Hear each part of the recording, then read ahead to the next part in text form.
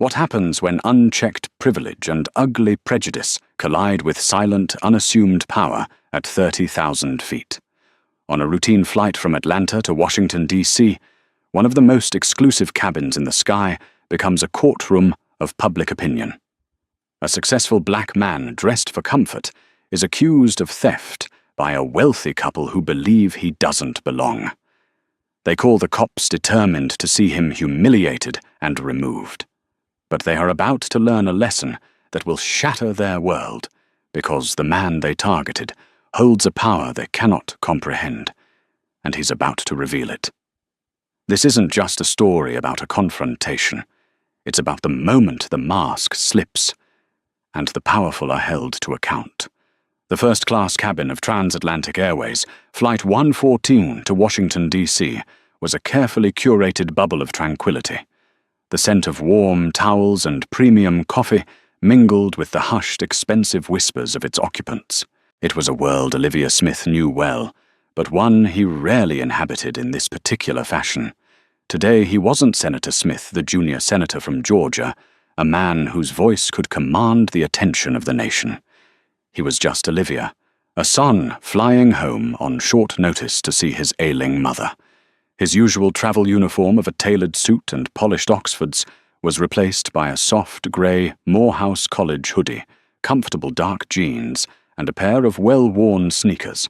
His only luggage was a worn leather backpack slung over one shoulder, containing a laptop, a few books, and a change of clothes. He had booked the last-minute ticket himself online, using personal funds. There was no aid, no security detail, no fanfare. He wanted it that way. Anonymity was a luxury far rarer and more valuable than legroom. He settled into seat 2B, a spacious pod with its own privacy screen, and exhaled slowly. The past week in D.C. had been a brutal session of floor debates and committee hearings. The thought of seeing his mother, even in her frail state, was a grounding force. He pulled out a worn paperback, a collection of Langston Hughes's poetry, its pages soft with use. The quiet bubble was popped by the arrival of the passengers for 2C and 2D. They were a couple in their late 50s, radiating an aura of brittle inherited wealth. The man, Robert Sterling, was clad in a crisp pink polo shirt and khaki slacks that looked like they were ironed onto his legs. His thinning silver hair was meticulously combed, and a gleaming gold watch, a Patek Philippe Olivia, noted idly adorned his wrist. His wife, Cynthia, was a sculpture of blonde highlights, beige cashmere, and understated diamond jewelry. Her face was a mask of polite disdain, her eyes scanning the cabin as if conducting a silent, critical audit. "Robert, darling, could you—" Cynthia said, gesturing to her Louis Vuitton carry-on. Her voice was thin and sharp, cutting through the cabin's hum. Robert grunted, hefting the bag into the overhead bin with a performative strain. As he settled into his seat, his eyes fell on Olivia. It wasn't a glance. It was an assessment. His gaze lingered on Olivia's hoodie, drifted down to his jeans, and finally settled on his face with an expression that was less curiosity and more classification. Olivia had seen that look 1,000 times. It was the look that questioned his presence, his right to occupy the same space. He met Robert's gaze for a brief second, offering a slight neutral nod before returning to his book. The nod was not returned. Cynthia, meanwhile, was arranging her space with frantic precision. She pulled out a silk pillow, a cashmere throw, and a small bottle of hand sanitizer, which she applied liberally. "The standards really have slipped, haven't they?" she murmured to her husband, her voice just loud enough for Olivia to hear. "I remember when flying first was an event." Robert made a noise of agreement. "Tell me about it. It's practically the bus now." Olivia kept his eyes on the page, the words of Hughes, a silent rebuttal to the Sterling's thinly veiled commentary. "I too sing America." The line resonated with a sharp, bitter irony. He was used to this, the low-grade hum of prejudice that followed him whenever he wasn't flanked by the trappings of his office. He had learned long ago that a black man's success was, to some, an anomaly that needed to be explained away, or failing that dismissed. The flight attendants began their final preparations for takeoff. A young woman named Chloe, her name badge gleaming, approached the Sterlings with a tray of pre-departure drinks. Mr. and Mrs. Sterling champagne orange juice. Champagne, of course, Cynthia trilled, taking a flute. Robert nodded for his.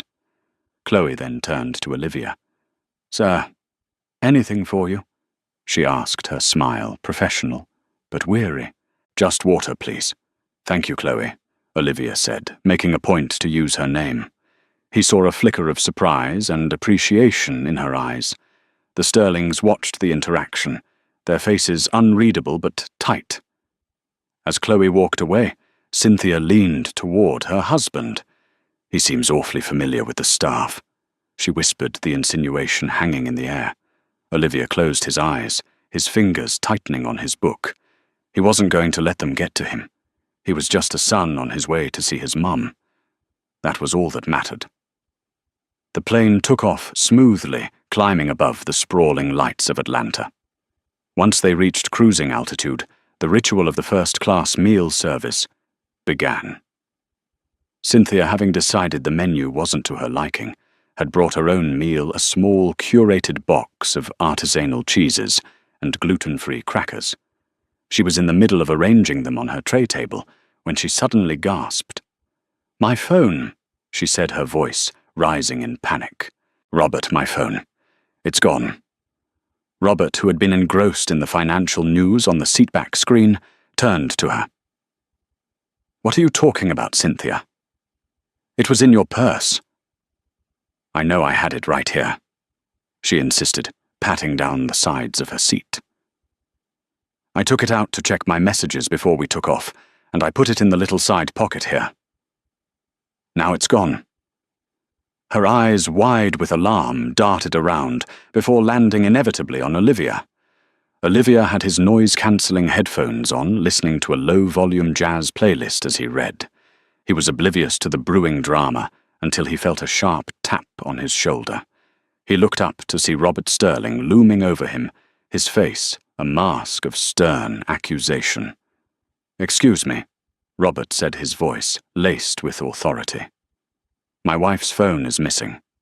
Olivia slowly removed his headphones. "I'm sorry to hear that," he replied calmly. "I hope you find it. It's a new iPhone 16 Pro, rose gold." Cynthia chimed in from her seat, her voice trembling with manufactured distress. "It has everything on it. My contacts, my photos." "We think you might have seen it." Robert continued, his eyes boring into Olivia. "Or perhaps picked it up by mistake." The implication was as subtle as a sledgehammer. Olivia felt a familiar cold knot tighten in his stomach, but his expression remained impassive. "No," he said, his voice even. "I haven't seen your wife's phone. I've been reading since we boarded." "Really?" Robert scoffed, gesturing toward Olivia's simple backpack at his feet. "You have a lot of things over here. It could have easily fallen into your bag." The conversation had now drawn the attention of the other passengers in the small cabin. A woman across the aisle, a distinguished-looking brunette, watched with concerned eyes. The low hum of chatter ceased. The air, once still with privilege, was now thick with tension. "I can assure you it did not," Olivia said, his patience beginning to fray. "He was not a suspect. He was a United States Senator, and he would not be interrogated by this pompous man." Cynthia began to cry, soft, theatrical sobs. "It was right there, I know it was. My entire life is on that phone." The flight attendant. Chloe rushed over her face, a canvas of concern. "Is everything all right here?" "No, it is not all right," Robert snapped, turning his glare on her. "This man," he said, pointing a finger directly at Olivia, "has stolen my wife's phone." The accusation, now stated so baldly, hung in the air like a toxic cloud. Chloe looked from Robert's furious face to Olivia's stony calm. She was young, inexperienced, and clearly intimidated. The Sterlings were loud, wealthy, and demanding the kind of passengers who wrote scathing letters to corporate if their champagne wasn't chilled to the precise degree. Olivia was a quiet man in a hoodie. In the calculus of customer service conflict, the odds were not in his favour. "Sir," Chloe said, turning to Olivia, her voice wavering. "Perhaps if you could just check your bag, just to be sure, to put everyone's mind at ease." Olivia looked at her, a deep sense of disappointment washing over him. He had seen the flicker of humanity in her earlier. Now, under pressure, she had folded siding with the accuser. "No," Olivia said the word quiet but absolute. "I will not be searched because this man has made a baseless accusation. I suggest your time would be better spent helping the woman find her phone, which is likely in her own purse or carry-on." Cynthia let out an indignant squeak. "I already looked. It's not there. He's being difficult because he knows he's guilty." Robert puffed out his chest. "That's it. I want the captain, and I want the police on the ground when we land. We are pressing charges." He leaned down his face, inches from Olivia's. "You picked the wrong person to rob my friend. You have no idea who you're dealing with." Olivia met his furious gaze with an unnerving calm. The irony of the statement was so profound, it was almost comical. He held Robert's stare for a long moment, the silence stretching taut. "Oh, believe me," Olivia thought the words a cold, hard promise in his mind. "You're the one who has no idea." Chloe, the flight attendant, looked terrified. The situation had spiraled far beyond her training in de-escalation. "Sir, please," she pleaded, directing her words at Robert Sterling. "Let's not involve the authorities just yet. I'm sure there's a simple explanation." "The explanation is simple." Robert boomed his voice, echoing in the suddenly silent cabin.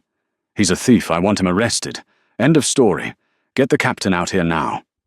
Chloe scurried toward the cockpit, her face pale. The other passengers were now openly staring. Some looked uncomfortable. Others exchanged judgmental glances, their silent verdicts aligning with the Sterling's narrative.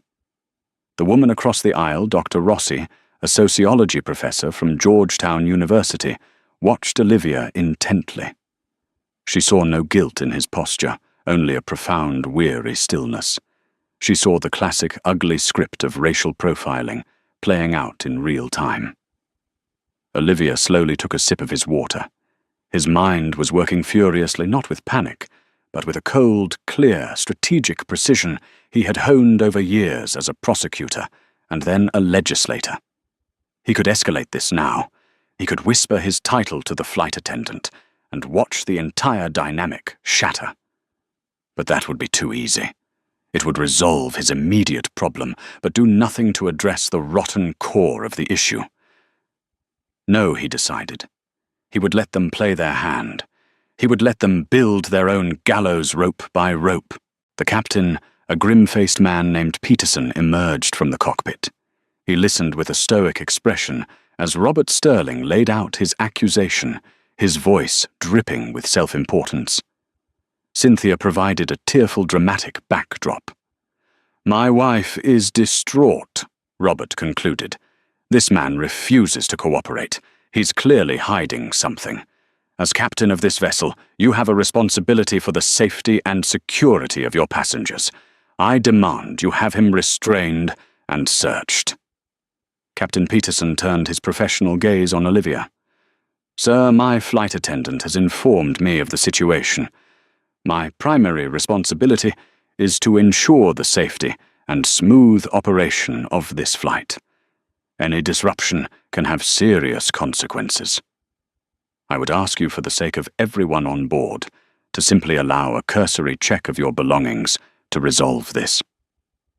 "Captain," Olivia said, his voice remaining level and respectful, yet unyielding. "With all due respect to your position, my answer is the same. I will not submit to a search based on prejudice. I have broken no law. I have caused no disruption. The disruption is being caused by Mr. Sterling's hysterical and unfounded allegations." "Hysterical!" Cynthia shrieked. How dare you? That's it, Robert roared. He's being belligerent, Captain. If you won't act, I will hold Transatlantic Airways personally responsible for any losses. He then added the ultimate threat of the entitled. I am a multi-million-mile medallion member, and I sit on the board of 3 major corporations. My company has a multi-million-dollar corporate account with your airline. I assure you, you will hear about this. The captain's jaw tightened. The threat, crude as it was, had landed. He nodded curtly. Fine. He said the word clipped. He turned back towards the cockpit. We will be radioing ahead. Law enforcement will meet the aircraft at the gate at Reagan National. Robert Sterling smirked, a look of vindictive triumph on his face. He leaned back in his seat, crossing his arms as if the matter was settled.